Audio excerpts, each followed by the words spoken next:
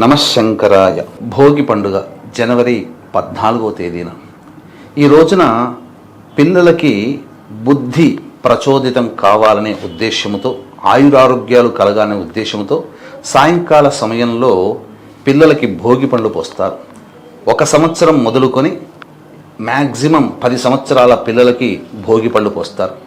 కాబట్టి తూర్పు వైపున కానీ పడమర వైపున కానీ పిల్లల్ని కూర్చోపెట్టి ఈ భోగి పళ్ళు వేస్తారు. అందులో బదరిక అంటే రేగిపండు, బియ్యము, చెరుకుగడ ముక్కలు మరియు రాగి నాణ్యాలు కానీ రూపాయి కాయిన్స్ కానీ వేసి పెద్దవాళ్ళు 3 సార్లు క్లాక్ వైజ్గా ఆ పిల్లల చుట్టూ, యాంటీ క్లాక్ వైజ్గా 3 సార్లు చుట్టి తదనంతరం ధారగా ఈ బ్రహ్మరంధ్రం గుండా ఇక్కడ వేయాలమ్మా.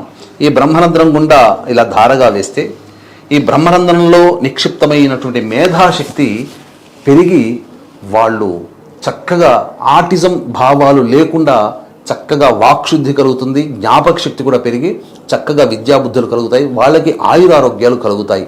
ఇక సంక్రాంతి పర్వదిన సందర్భంగా ఖచ్చితంగా వారసులు అనేటువంటి వాళ్ళు తమ తల్లిదండ్రుల యొక్క కృతజ్ఞత తీర్చుకునేటువంటి అవకాశం, తల్లిదండ్రులకి కృతజ్ఞతాపూర్వకంగా వాళ్ళ తల్లిదండ్రుల రుణం తీర్చుకోవడం కోసం వారసులు ఖచ్చితంగా పిండ ప్రదానము, తర్పణాది కార్యక్రమాలు, వస్త్రదానము ఈ జనవరి 15 సంక్రాంతి రోజున చేయాలి.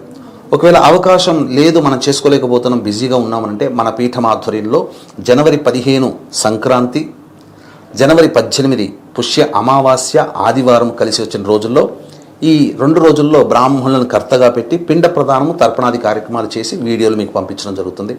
అలాగే ఈ ఆదివారం అమావాస్య సందర్భంగా సాయంకాలం 7 గంటలకి ఈ సంబంధించినటువంటి సర్వదోష నివారణ పూజలు హోమాలలో భాగంగా ప్రత్యంగిర, బగలాముఖి, రాజశ్యామల, వారాహి, ధూమవతి, శనేశ్వర, కాలభైరవ హోమాది కార్యక్రమాలు, మృత్యుంజయ హోమాది కార్యక్రమాలు జరిపించి శక్తిపాతం చేసినటువంటి కరుంగలి మాల ఇవ్వడం జరుగుతుంది. స్క్రీన్పై కనిపిస్తున్న నెంబర్కి కాంటాక్ట్ చేసి మీ గోత్రనామాదులు నమోదు చేసుకోవచ్చు.